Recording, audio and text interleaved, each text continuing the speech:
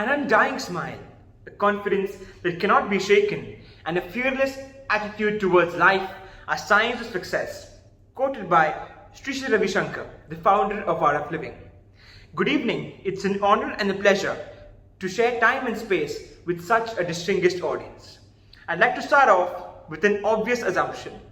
All of us want to be successful, isn't it? Everyone out there.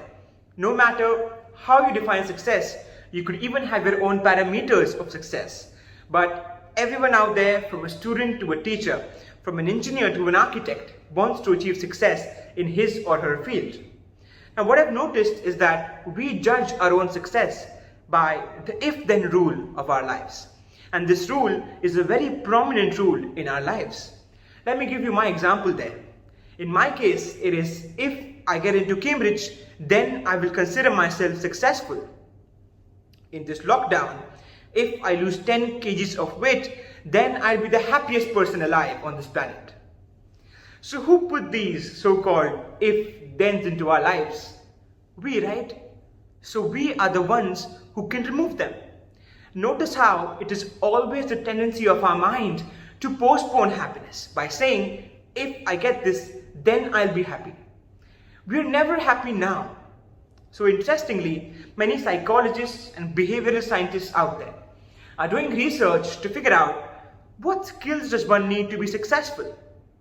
So Stanford, along with many other institutes, came across and asked the people, what skills do they think are essential? Now, let me pose the same question to you. What skills do you think are essential for you to be successful? Now, most of you might come up with answers like decision making, time management, confidence, perseverance, etc. I've asked this question to many people, but interestingly, very few of them mentioned education. Just pointing it out. So, according to the study, the researchers came up with two sets of skills. The first set of skills was domain or academic knowledge, or your technical know-how. How much do you know about your subject? In short, your educational degrees and qualifications.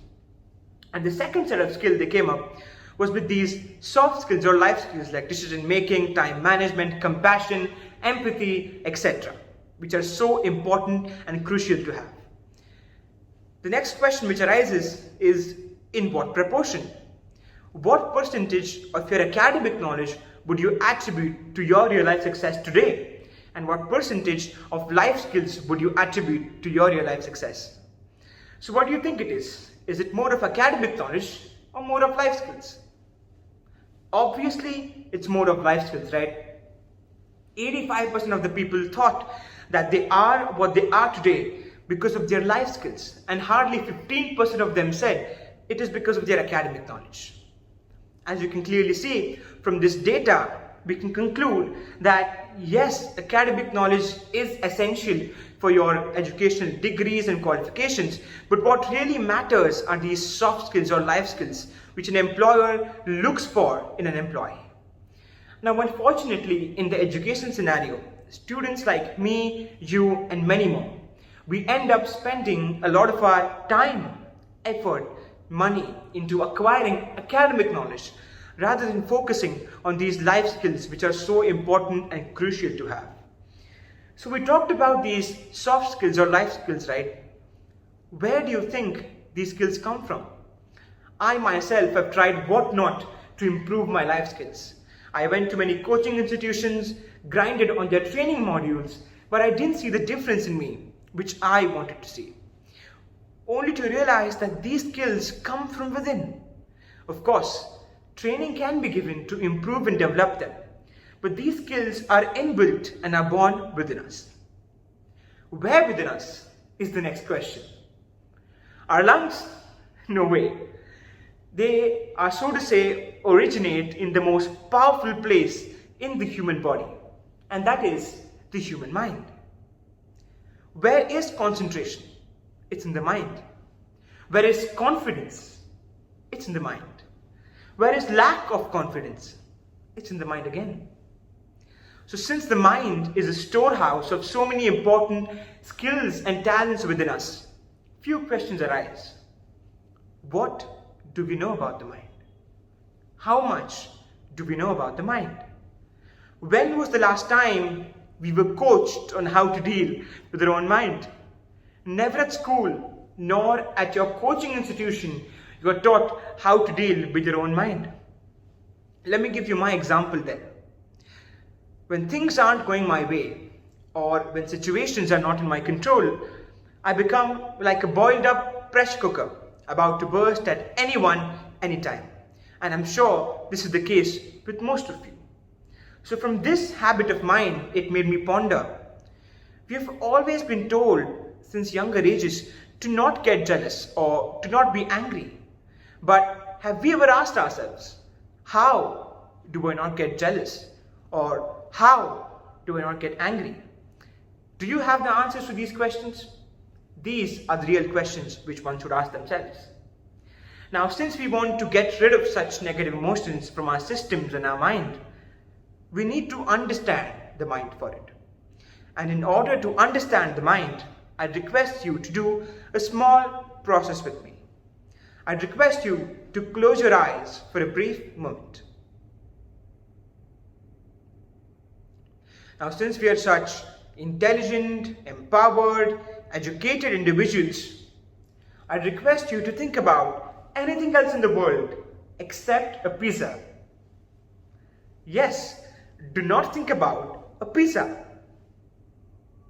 With all your power and might, do not think about a pizza. Come on, you can do it.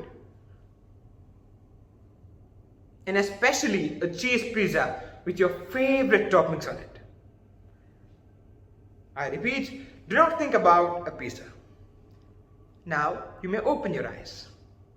What comes in front of your mind? Pizza, right? All over the place. Same goes with me as well. When I try not to think about my homework or my assignments, what comes in front of my mind is only my homework and my assignments. So from this experiment, we can conclude that there are certain rules to say which are followed in the realm of our mind. In the realm of the mind, what you resist will persist, and the stronger you resist, the more it will persist. Now, whatever I've experienced of life, I've observed that there are certain tendencies our mind has. The first tendency our mind has is that it always agrees or disagrees. Whatever I'm saying, you only have two options, right? To either agree or to disagree. And by the time I'm about to finish this sentence, your mind is already in dialogue with you, saying, yes, I agree to this, or no, I don't agree to this, or how is this even possible? Were you even aware of this process? For most of the people, it's a no, right? The second tendency is that our mind is like the bob of a pendulum. It's either drowned in the regrets of the past, like I should have gone to that party, or I should have done that assignment before, or it's either in the worries of the future.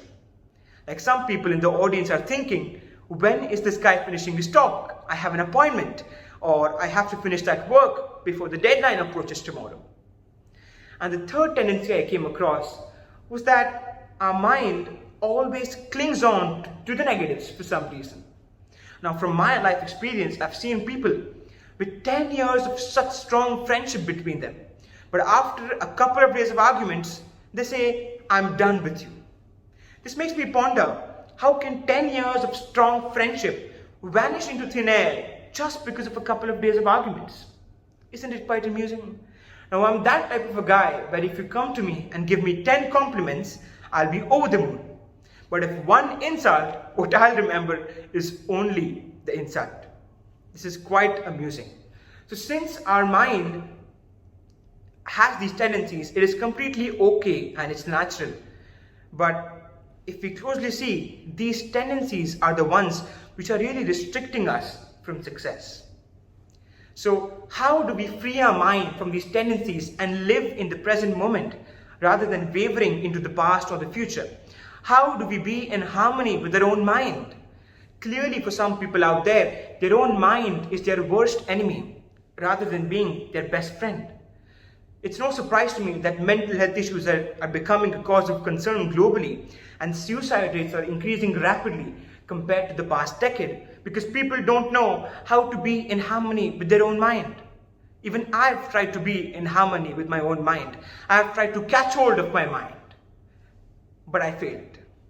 Only to realize that we cannot deal with the mind from the level of the mind. You can't tell your mind intellectually what to do and what not to do. Can you stop a thought before it approaches? No, right? But what if I tell you that there is a tool which lets you do that? There is a tool which lets you be in harmony with your own mind. And it lies right under your nose. It's your own breath. Kind of surprising, isn't it? Breathing is the most important function of human life. We can live without food for about a month, without water for about a few days, but without our breath, our existence on this planet is limited. I would like to ask you, what is the first act of our life? Most of you might say, it's crying, isn't it? But think again. Before crying, when you're born, you take a deep breath in. And what is the last act of our lives? When we are on the deathbed, we just exhale and leave this planet. So in between these two breaths, this journey or process called life happens. And in this journey of life, how come we don't focus enough on our breath? It is such an important part of our lives. Our breath is strongly connected to our emotions. Have you noticed, whenever you're angry, your breath becomes short and fast. And when you're calm and relaxed, like right now, you aren't even noticing your breath. So changing your breathing pattern will also change the emotions you feel. Imagine being a mood maker of your own life. Life becomes so much simpler then.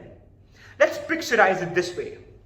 Our mind is like the kite, and the breath is the string. If you know how to use the string properly, then the kite flies high and does wonders. But if you don't know how to use the string properly, then it's a disaster. So the problem here is the mind. The solution is the breath. And success is just a byproduct of this. Now, a major hindrance for anyone out there in achieving success is stress and peer pressure. When we are stressed, we can't relax. When we can't relax, we can't focus or concentrate enough. And when we can't focus or concentrate, we don't get the desired results as the output. I'm pretty sure all of us have a garbage can in our houses, right? Where we dispose all of the garbage. But is there a garbage can for our mind where we can, just trash in all the stress we accumulate? The simple definition of stress is when we have a lot of work to do in a limited amount of time with very little energy. Can the amount of work be reduced? Can I go to my principal and say, "Sir, I don't want to come to school 2 days a week." Is that possible? No, right? Can I ask for more time in a day? Can I ask for more than 24 hours in a day just because I have more work? Is that possible? No. So what can definitely be worked upon here is our energy. Again, I would say breath is the key to eliminate stress out of our body so that our energy remains high throughout the day and we can work more productively and efficiently. Fun fact, 85% of our toxins are released when we breathe. Forget your Red Bull and other energy drinks. Your own breath is enough to keep you pumped throughout the day. Now, you're seeing, I'm mentioning this word, breath, a lot, isn't it? Now, most of you might say, we are breathing. It isn't making a difference. I would like to ask you, if you're breathing, are you in harmony with your own self right now? If not, you're not breathing the right way. By breaking the pattern of breath, by rhythmic breathing techniques and meditation, we can eliminate stress out of our bodies and achieve clarity of mind, which is so important. Some people can finish off their work much more faster than we do. Why is that so? Because they have clarity of mind. Let's say it takes 10 to 15 minutes to cycle from my house to a park nearby on a busy day when there's a lot of traffic. And when there's none, it hardly takes me 5 to 6 minutes. Now, the life skill which I feel each and every individual on this planet should know in order to be successful is meditation. Harnessing the power of breath and using it the right way is meditation. Can you believe just sitting in a corner and breathing for a few minutes can bring out so many positive changes in you? So why not give it a try? According to me, meditation is that tool which gives access to your mind like nothing else does. It is the key to open up our locked minds to a range of possibilities within us. Some people have a very outdated context of meditation. People think that meditation is become a Baba, go to the Himalayas and shut yourself out. When I myself told my parents and friends that I meditate, they laughed. But when I went through the process of meditation, it made so much more sense to me. If just this process of meditation can turn a lazy, unfocused individual like me to achieve clarity of mind and sincerity in action, then it can for you too. So whatever definition of success you might have, true success according to me is when you have inner peace and outer dynamism.